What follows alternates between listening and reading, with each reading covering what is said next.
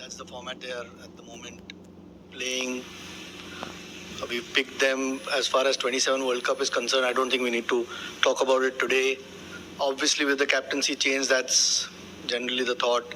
With regards to Jaddu, I mean, look, at the moment to take two left-arm spinners to Australia was not possible. He's clearly in the scheme of things with how good he is. But there will be some competition for places. It's not that of course, he was there in the Champions Trophy squad because we took those extra spinners with the conditions there. Uh, at the moment, we could only carry one and get some balance in the team with Washi and Kuldeep there as well. And I don't think we're going to need more than that in Australia as spin. But he's clearly in the scheme of things, Jaddu, with how good he is, what he offers us as a batter and a bowler, but particularly in the field as well. So, it's just three. It's a short series. You can't accommodate everyone, and unfortunately, at the moment, he's missing out. But it's nothing more than that. It's practically impossible to have three different captains for three formats. Just in terms of planning. Obviously, at some stage, you've got to start looking at where the next World Cup is. It's also a format which is played the least now, so you don't get that many games to actually give the next guy, or if there is going to be another guy, that much time to prepare himself or plan. And we're 2 years away still. That's might look like a long time, but we don't quite know how many one-day games we might play. Closer to the World Cup, we might end up playing a little bit more than what we have. But the last one-day game we played was 8th or 9th March in Champions Trophy, and the next one we play is in October 19th. So it is a bit of a challenge with one-day cricket at the moment. Of course, the focus has been on T20 World Cup, but slowly but surely we'll start planning for that World Cup to come. So that's the plan. It gives the next guy enough time to plan with whatever games that we have coming. And it is very difficult to have three different captains for three formats in terms of not just selectors, but more importantly, even for the coach. To plan with three different people is never easy. Yeah, hopefully not. Yeah. I mean, still quite young. We saw what he did in England under immense pressure. So there were really positive signs there. You've seen his record in one-day cricket as a batter. We hope there's no burnout. It is true there's a lot of cricket coming thick and fast over the next few months in particular. But him particularly, but the team management as well, we'll try and manage it as best as we can. But you also want to, like I said, give the guy enough time to try and prepare going into that next World Cup, which is 24 months away, but may not be that many games. So you want to give him the best possible chance. You're right. At the moment, Rohit and Gill are likely to open. There's Yashasvi Jaiswal. People tend to forget how good he is as well. So, and Tilak's very close. Again, we've taken a 15-man squad. It's 3-match series. You don't. It's not like a test series where you can carry a few extra, which you might need. You may not end up needing more than those, and you're not going to make too many changes in 3 games that you play. It's a short series. We've got a few more one-days coming after that. We'll see how we can try and rotate players, but they're both excellent players and putting up their case. But at this point, there's no real place here. Not as far as I know. I think they've both done their the fitness tests or the fitness norms that have been suggested. Again, I wish Adrian was here or somebody from the team was there. As far as I know, or the selectors know, they've gone through the required norms that have been put in place. Yeah, so I haven't heard anything other than that.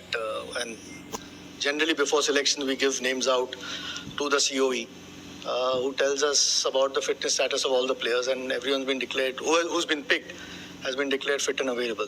Yeah, we've already rested him for the one-day games. When we can manage his workload, we will do that. Like I said in the previous press conference, there was a month and a half or close to that, 5 weeks or something since that Manchester test that he played. So there is always a plan. Wherever you can give him a break, you will, because we all know how important he is. But we've also got to see what's in the interest of the team.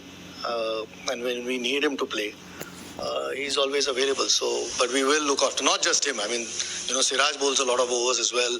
There are other guys who do play test cricket who'll end up having a lot of bowling to do. So you try and manage all the seamers so that you minimize the risk of injuries.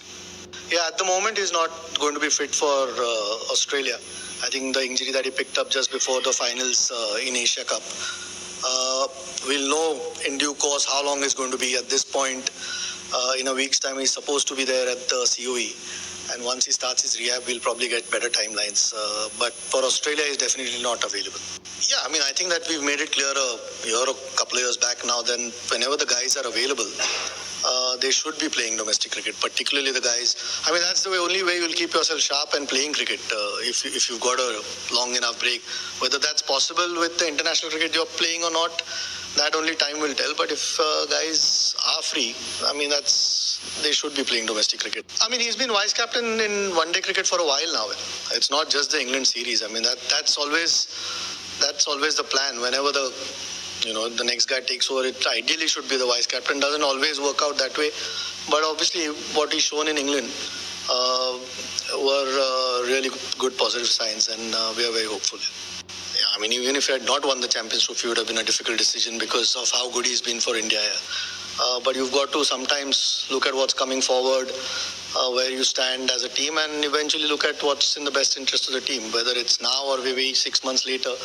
Those are the calls that I suppose we are put in place to make here. And like I said, it's tough with one-day cricket at this point because if you're going to make that call, you want to try and make it reasonably early and give the other guy enough chance to try and get that confidence of leading another format. So that was the idea, but it's always tough when someone who's been very successful, you have to make that decision.